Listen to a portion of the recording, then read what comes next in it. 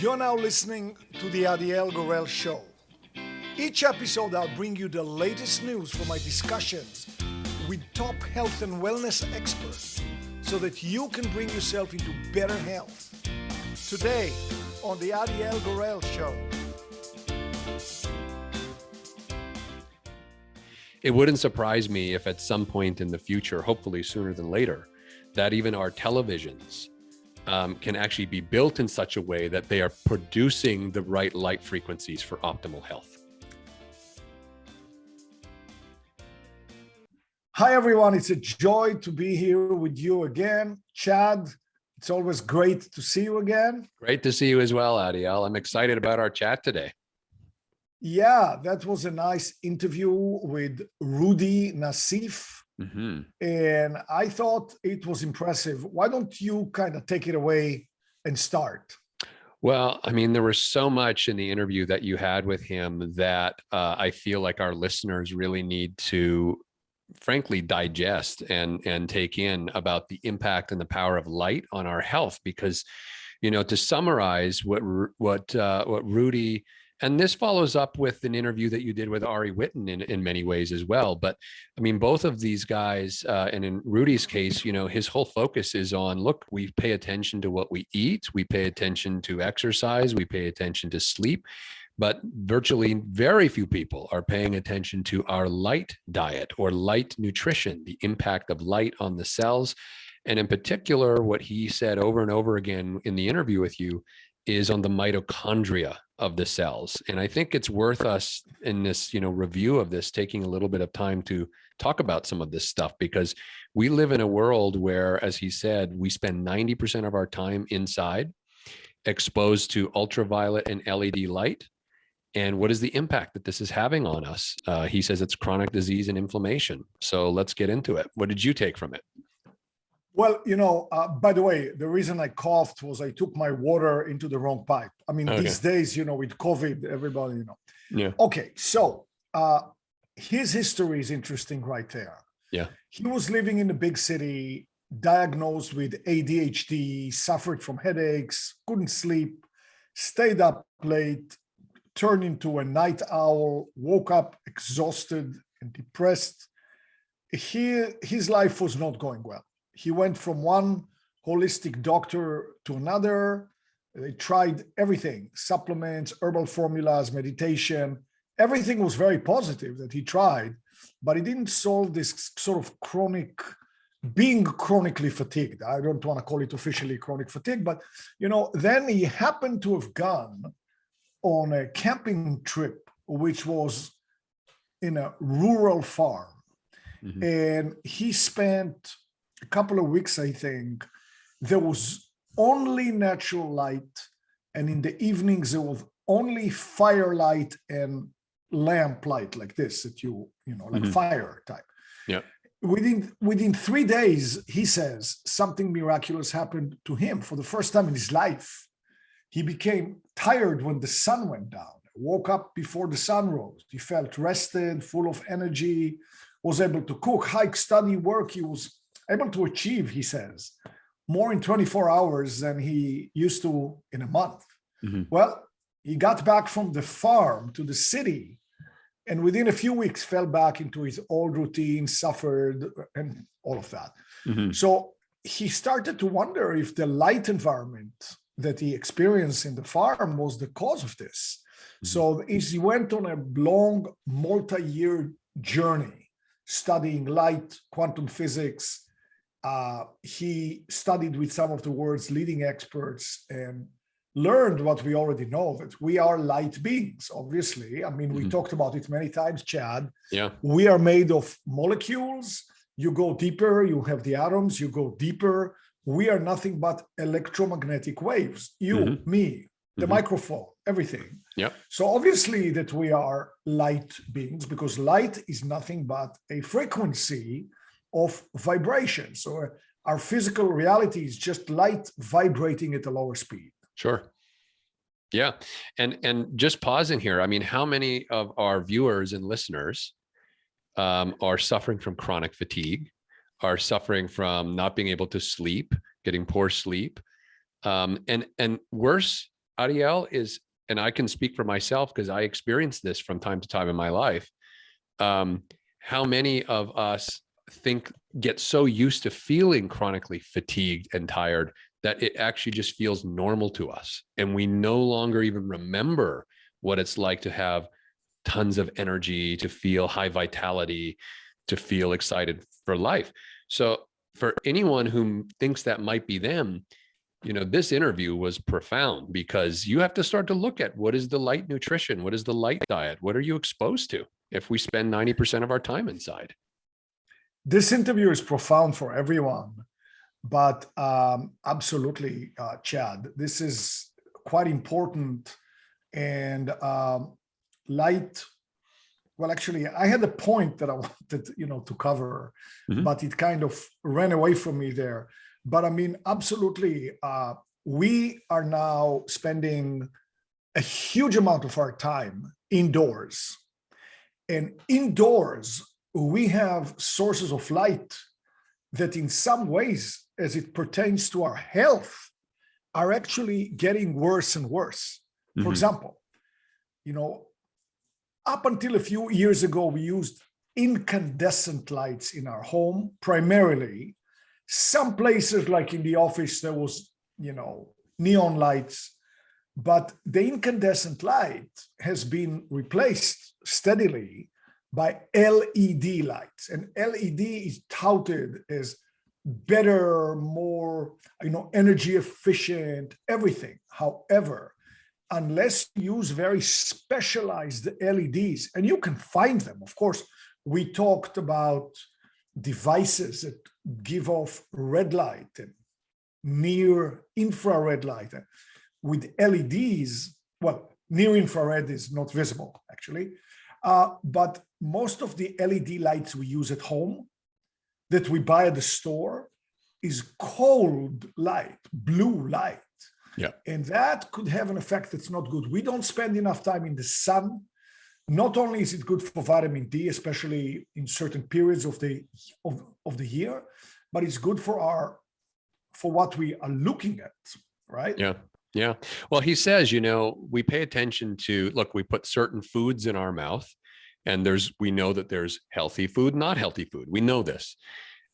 Why are we not talking about, which we are now, which is we're trying to get the message out about our light diet, the light that we're putting in and the effect that's having. He said that, for example, many enzymes in our body are only activated by certain frequencies of light. And when we have a malnourished light diet, we are leading to an experience of chronic inflammation, which leads to disease. On the other side, he says, if we have an appropriate light diet, people can experience up to a 500% increase in mitochondria's ability to provide energy and not have inflammation. He says the mitochondria is profoundly affected by light. It is literally the power engine of the cell, he said, that burns the food energy and produces ATP. And he says, this is how we measure how much vitality and energy and health we have. Literally, he's saying, quite simply, our health is fundamentally determined by our light diet. Well, that's one of the factors. Yeah. Obviously, it's important what we eat. It's important how we move. Sure. It's important. And we talked about the forest bathing and many other things, but absolutely, light is really, overlooked and ignored. And light is as important, an input to our circadian rhythm, to the mitochondria and the health of the mitochondria. Very important. So I believe we already talked about in a previous banter session about the importance of sleeping in a very darkened room. And here again, Roudy talked about this. Yeah. Sleeping in a very dark room allows our body to cleanse, go through autophagy, apoptosis. If we sleep and there's light in our room when we sleep, not going to let our body clear up junk as well as it should. Yeah. Now there was a slight nuance in his explanation of that. He said, for example, let's say you have your window curtains open and it's just the moonlight coming in. He said there's no evidence that the moonlight will disrupt your sleep. He said, obviously, how can it? Animals sleep under the moonlight. I mean, all living things sleep under the moonlight. It has to do with the type of light frequency.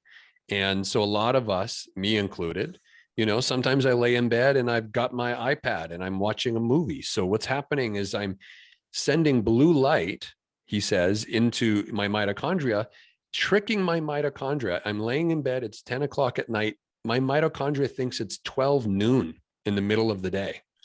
And so this is why so many people are, quote, night owls, because of the light diet is contributing to the night owl syndrome. Well, the question is what will happen if you watch your movie on your iPad at 10 p.m. wearing blue light blocking glasses? Yeah.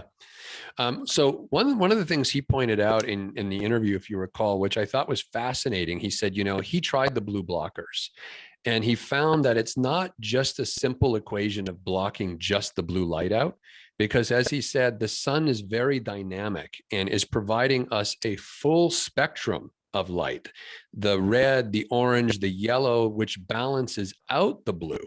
It's not about eliminating the blue, he said, it's about balancing the blue.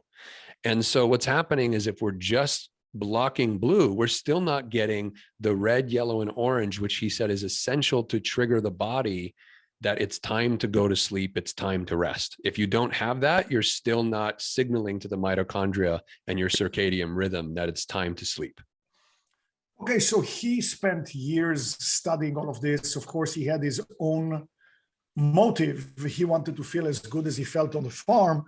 So basically started this company that has those glasses, which not only block blue light, but also function at different times of the day. Mm-hmm.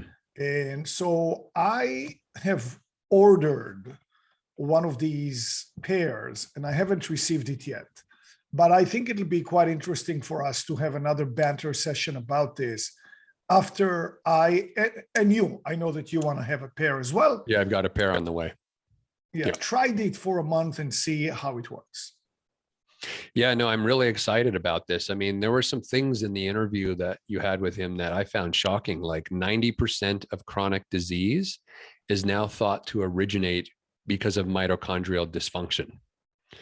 And he says that the mitochondria needs to be exposed to a very specific light diet to be able to produce the appropriate energy and repair itself. You talked about autophagy and apoptosis.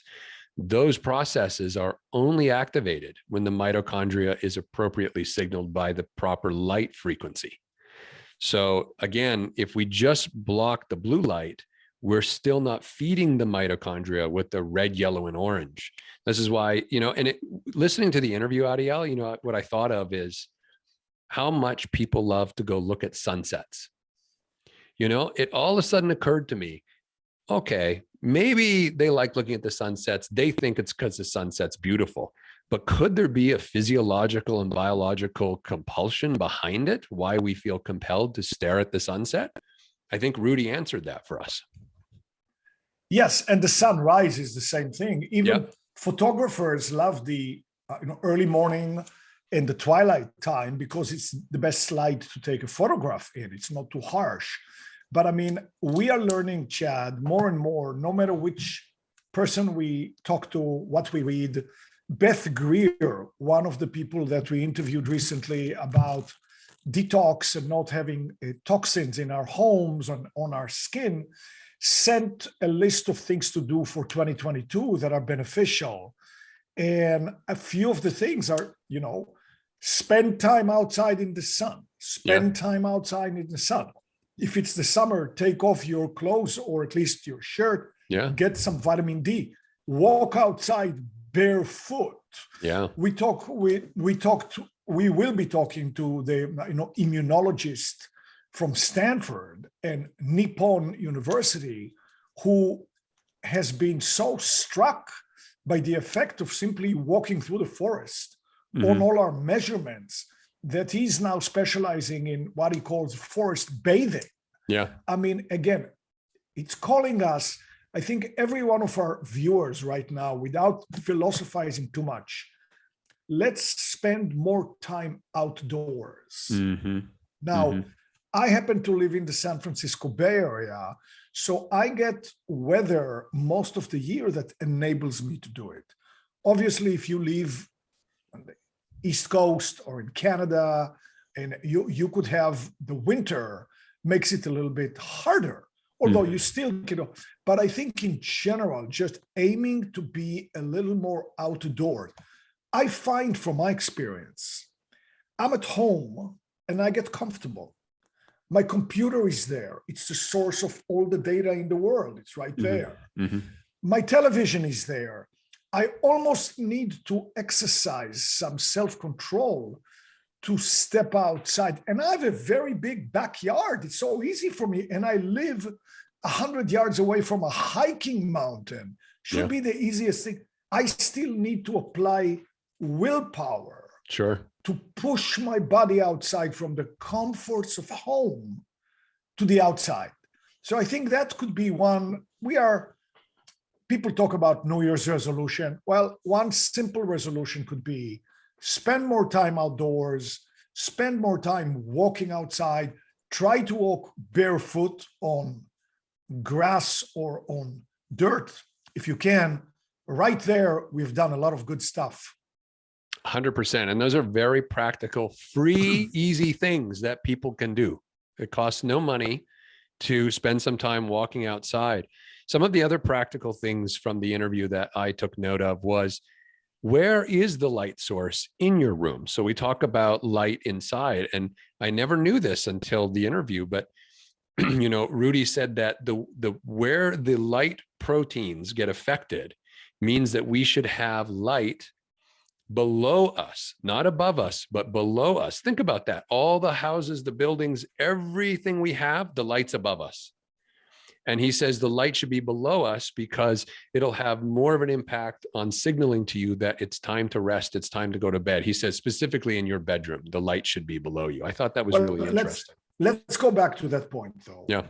I remember we talked about it, but I want to hone in on this one point. So let's say that you and I now don't even live in a home. We only live, outdoor on that farm, that farm. We sleep by, okay. So where is the light that's coming from below? Well, the thing is, when the sun goes down, there is no light. He's just saying at nighttime, because you'll have less light hitting the mitochondria if it's below you than if it's above you. So it's just a matter of reducing it. Well, I think the logic is if we watch the sunset, the sun kind of disappears over the horizon. Correct. Yeah. So it does get lower and lower. If there's anything, it's low. I think that's what he's coming from. Yeah. So ideally at night we shouldn't have any light, but still, even very primitive people had fire light and candle light. Yeah. So I mean, what, they should have put the candles on the floor instead of on the table? Probably. They didn't, but they probably should have. But even there would have using been a lot more fires, I think. Yeah, that's true. The other thing he said is once you, and again, this is where I think the glasses that he's bringing onto the market can be helpful. But once you signal to your brain, let's say you watch a sunset, you're outside, you watch a sunset. He says the last thing you want to do is go back inside and expose yourself to the 12 noon blue light, because you're going to confuse your mitochondria.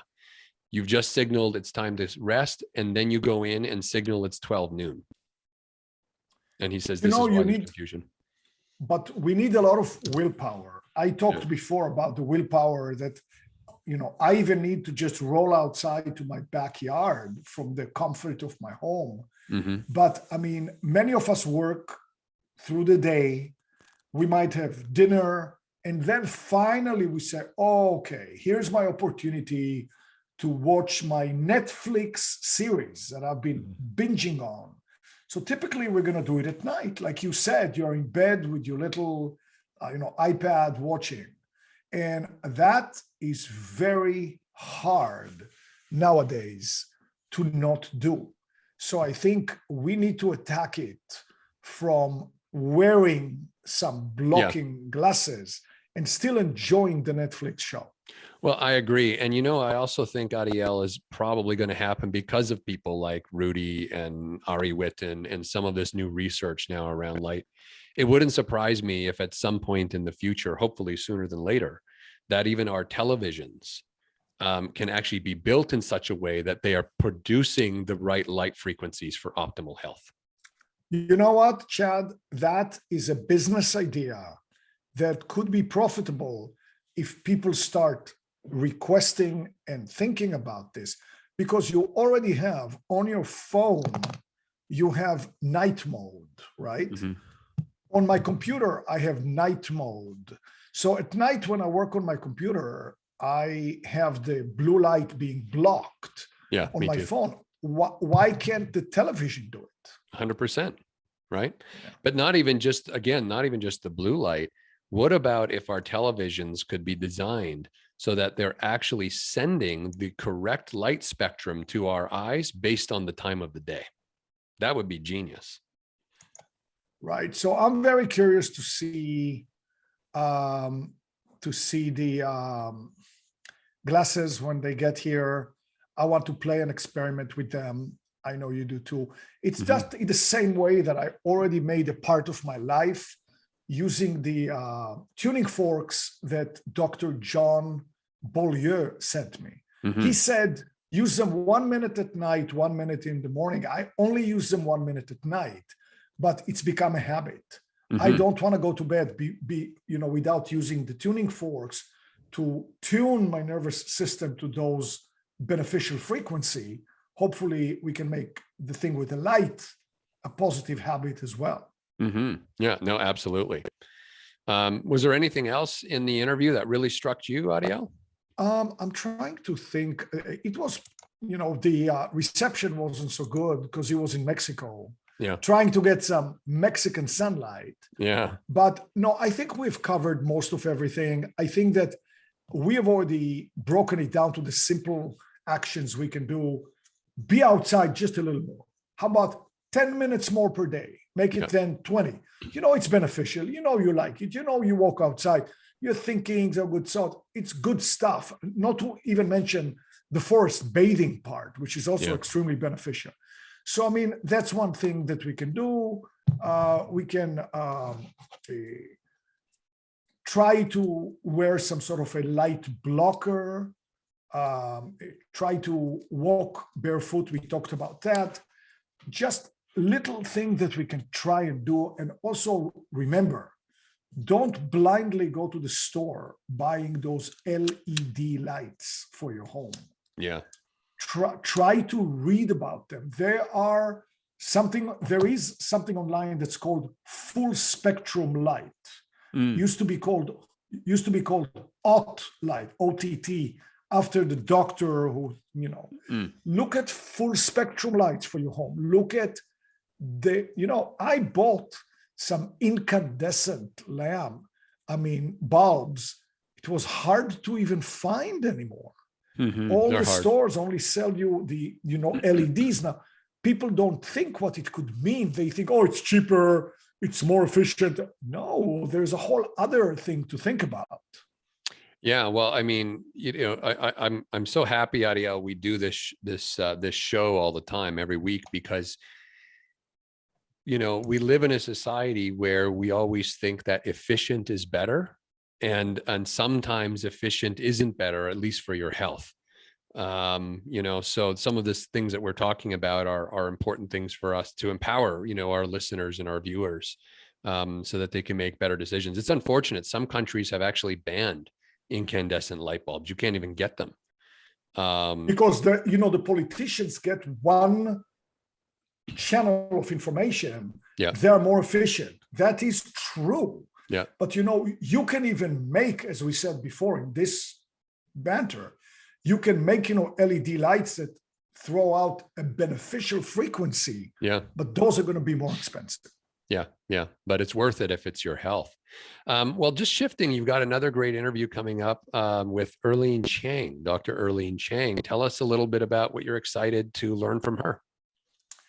Well, we were going to be interviewing, Erling Chang twice. Are you talking about the first one or the Yeah. second one? This is your first one, and then I know we've scheduled a follow up down the road with her.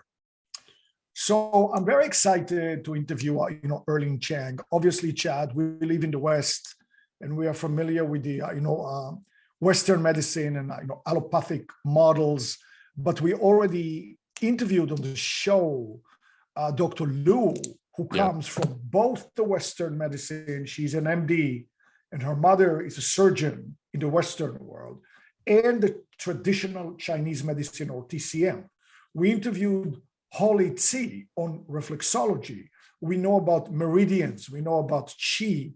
And so Dr. Chang is the daughter of two masters in Qigong and Tai Chi.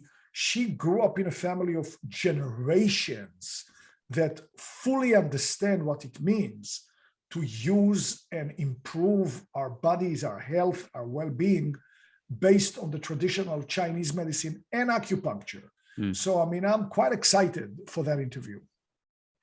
Yeah, no, that's coming up next. And then I know we've already, because, sometimes we come across experts, Adiel, as you know, who we could spend 2, 3, 4 hours talking to them because they have so many different things. So even before the first Dr. Chang video interview, we have the second as well that will follow up on this. So, but excited to hear what you guys talk about on the next interview. And just in wrapping up this one, I really encourage. There was a lot of information in the interview you did with Roudy, and so I'd encourage everyone. If you're just hearing the banter, or maybe you listened to the first interview, to maybe go give it another listen to, because there's just so much in there. And this is always our attempt, is to provide you with inexpensive, practical, realistic things you can do immediately to improve your health. And understanding your light diet is one of them. Right. So actually, you just reminded me that I meet a lot of people who say, it sounds amazing, all those interviews. Where can I find that? So, okay, go to the Adiel Gorel show. Adiel Gorel show is the name of the YouTube channel. It's also on Spotify and Apple Music and Apple Podcast, and you can find it everywhere. So just look for the Adiel Gorel show, and I hope that what we are attempting to do, make it simple and doable, will be beneficial for you. Absolutely. All right, everyone. Thanks for tuning in. We'll see you on the next episode when Adiel is interviewing Dr. Erling Chang. Until then, goodbye. See you soon. Bye-bye. Thanks for joining me today. Click the subscribe button for more video. Got a question or comment? I love questions and comments. Leave yours below. And here's another video you've got to see.